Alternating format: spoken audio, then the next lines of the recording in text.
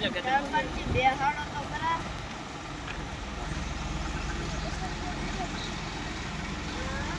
બીજું મેં તને શું કીધું મારો ફોટો મૂકો બીજું શું કીધું મસ્તી બાપુનો આઈફોન હો કેવું છે આલે આઈફોન લાગે ને આઈફોન છે નથી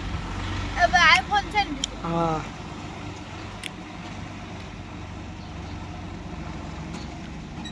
આઈફોન છે ને આઈફોન છે ને ભાઈ બસ બસ માથે ઉપાડી જાવ